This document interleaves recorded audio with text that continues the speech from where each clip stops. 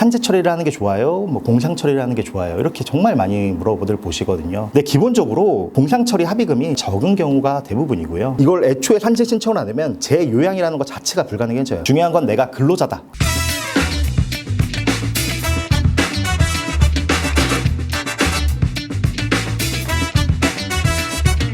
유령을 보는 노무사 이야기가 나와요. 그래서 슬기로운 의사생활에 나오시는 정경호 배우님이 주연으로 확정됐다고 합니다.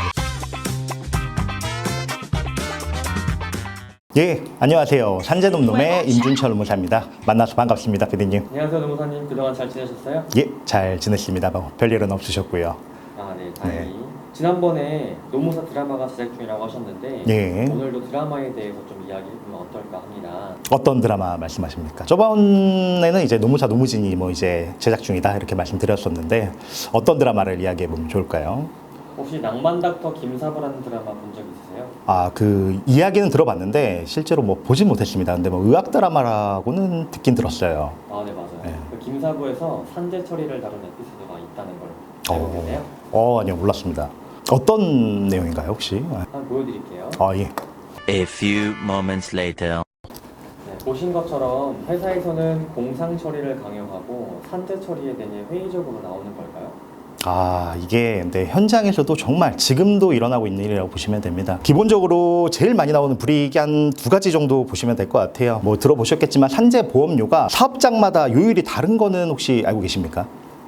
지금 알았어요. 지금 알았습니까? 예를 들어 저희 같은 사무직 업무들은 기본적으로 산재 보험료율이 한 1% 정도밖에 안 돼요. 근데 건설업 중에서 일하시는 분들은 한 3.5%가 되고 광산 같은 경우에는 워낙 산재가 많이 발생하기 때문에 막 18%까지도 올라갑니다. 이제 산재요율이라는 거는 내 사업 종류에 따라서 요율이 달라지는데 그 산재 보험료율을 결정하는 개별 실적요율 제도라는 게 있습니다. 근데 개별 실적요율이 뭐냐면 쉽게 좀 설명을 드리면 내가 지급한 우리 회사의 산재로 다친 분들에게 지급한 보험 급여가 많으면 많을수록 산재 요율이 올라가고 그리고 지급한 보험료가 없다. 산재가 발생이 안 하면 안 할수록 산재 요율이 내려가는 제도예요. 그래서 산재를 신청하게 되면 산재 보험료율이 오르기 때문에 뭐 공상 처리를 한다라고 볼 수도 있는데 이게 실질적으로는 적용되는 사업장이 그렇게 많지는 않습니다. 첫 번째로는 사업 개시 3년 미만인 사업장. 그러니까 오늘 사업을 시작해서 3년이 지나기 전까지는 이 개별 실적률, 산재 보험료율이 산재 사고 건수에 따라서 오르고 내리는 경우가 적용이 안 돼요. 근로자 수 기준이 따로 있습니다. 근로자 수가 30인 미만인 경우에도 적용이 안 되고요. 건설업 같은 경우에도 총 공사 실적이 60억 미만인 경우에는 또 적용이 안 됩니다. 출퇴근제 같은 경우에도 사업장이랑 관련이 없다고 보기 때문에 개별 실적 요율 적용이 안 되고요. 그리고 업무상 사고 말고 업무상 질병 같은 경우에도 이 요율이 적용이 따로 안 됩니다. 그리고 이제 두 번째는 이제 PQ 점수라고 있습니다. 혹시 PQ 점수 들어보신 적 있습니까? 처음 들어봤어요. 아, 그렇죠. 이제 뭐 나라장터나 이제 보통 입찰 경쟁을 합니다. 입찰 경쟁을 할 때 하는 입찰 참가 자격 사전 심사 제도라는 이제 PQ 점수가 있어요. 그래서 PQ 점수에는 당연히 이 산업 재해율이 하나의 지표로 들어갑니다. 그래서 옛날에는 이제 산재 사고가 올라갈수록 PQ 점수가 깎이게 되면서 이제 입찰하는 데 굉장히 좀 불이익이 있었어요. 근데 이게 하도 문제가 되고 산재를 은폐하고 이러다 보니까 2019년도엔 법을 개정을 해서 이제 사고 사망자 수가 아니면은 이제 PQ 점수에는 악영향이 안 끼치게끔 바꿔놨습니다. 그럼에도 불구하고 이제 몇몇 기관들이나 뭐 민간 입찰을 할 때에는 실제 뭐 질병 산재라든지 불이익을 좀 주는 데도 있다고는 들었어요. 근데 어쨌든 공식적으로는 악영향은 많이 없어졌다. 공상 처리라는 게 어떻게 보면은 고의로 산재를 은폐한다고 볼 수 있거든요. 이럴 경우에는 오히려 페널티를 부여해서 PQ 점수에 오히려 악영향을 끼치기 때문에 웬만하면 공상 처리는 안 하는 게 좋긴 합니다.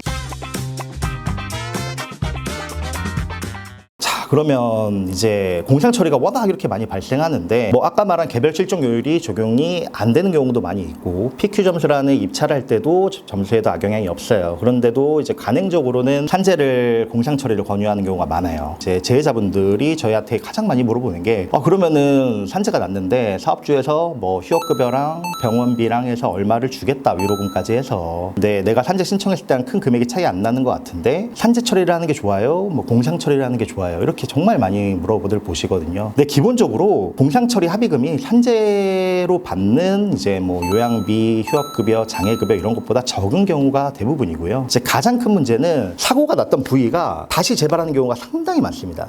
재발을 하게 되면 재요양이라는 제도가 산재법에 있거든요. 이걸 애초에 산재 신청을 안 하면 재요양이라는 것 자체가 불가능해져요. 나중에 혹시라도 후유증이나 뭔가 재수술을 해야 되는 상황이 벌어졌을 때 그제서야 그때 옛날 회사를 찾아가도 폐업을 했거나 아니면 나몰라라는 경우들이 많기 때문에 기본적으로는 근로자 입장에서 산재 신청하는 게 좋고요. 그리고 회사에서도 지금은 산업안전보건법 이제 57조에서 고의로 은폐하거나 뭐 은폐를 교사 공모했을 경우에는 1년 이하의 징역이나 1천만 원 이하의 벌금을 물게 돼요. 그거 말고도 산업재해가 발생하면은 사업장에서는 산업재해 조사표라는 거를 관할노동청에 제출을 해야 됩니다. 근데 이게 1개월 이내에 제출을 해야 돼요. 산재를 공상 처리한다고 합의를 하다가 1개월, 2개월이 지나고 산업재해 조사표를 미제출하거나 이래버리면은 1,500만 원 이하 과태료가 발생될 수 있어요. 그래서 사업주나 근로자나 공상 처리는 무조건 안 하시는 게 좋고 산재법에 따라서 어차피 보험도 다 적용되는 거고 불이익도 생각보다 많이 없으니 무조건 산재 신청을 하는 게 유리하다라고 보시면 될 것 같습니다. 드라마에서 보면 하청의 예. 하청이라서 산재 처리가 안 된다라는 말이 있는데 이런 경우 산재 처리를 받기 어려운 게 사실인가요?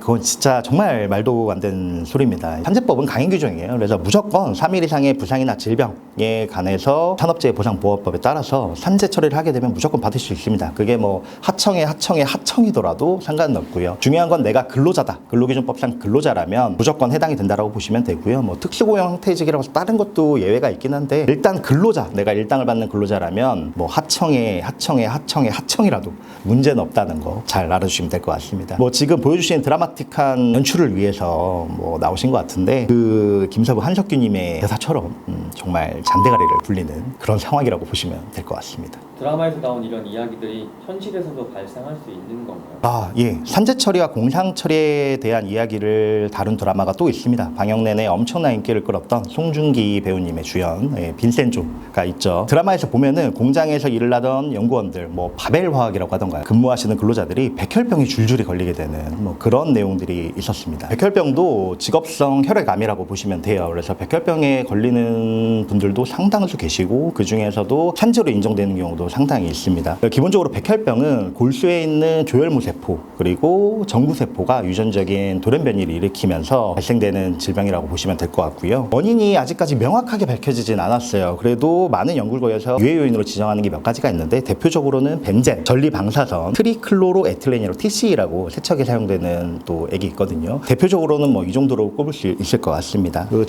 전리방사선은 어디서 노출이 많이 될까요, 피디님? 알고 계십니까? 방사선이라는 거 들어보셨잖아요. 네. 방사선은 그럼 어디에서 많이 노출이 될까요? MRI 찍을 때 MRI는 참고로 방사선은 안 나옵니다. 엑스레이나 CT를 찍는 경우, 엑스레이나 CT 같은 촬영하시는 분들 같은 경우에는 이제 방사선에 노출이 될 수 있고요. 그리고 요즘에는 좀 많이 알고 계시는데 비행기 승무원분들, 비행기를 오래 타시는 분들은 아무래도 고도의 높이 있기 때문에 지상에 계시는 분들보단 방사선에 많이 노출이 되는 편입니다. 그리고 대표적으로는 비파괴 검사라고 뭐 용접이나 이런 걸 했을 때 철구 조모를 엑스레이 같은 걸로 찍는 경우가 있어요. 그래서 용접이 잘 됐는지 확인하는 대표적인 이런 직업들이 전리방사선에 좀 노출이 되는 직업들이라고 보시면 될 것 같고요. 바벨화학이랑은 좀 다르지만 또 대표적으로 반도체 공정이 있긴 해요. 반도체 웨이퍼 회로 패턴을 그리는 과정에서 벤젠이라는 유해 물질이 나오고요. 그리고 이온을 주입할 때 이온 방사선이 또 나와요. 이것도 유해 물질, 발암 물질이라고 보면 될 것 같습니다. 그래서 뭐 최근 연구 결과에 따르면은 반도체 공장 근로자분들은 백혈병이 발병 확률이 1.6배, 사망률이 2.8배에 이른다는 뭐 연구 결과도 있긴 합니다.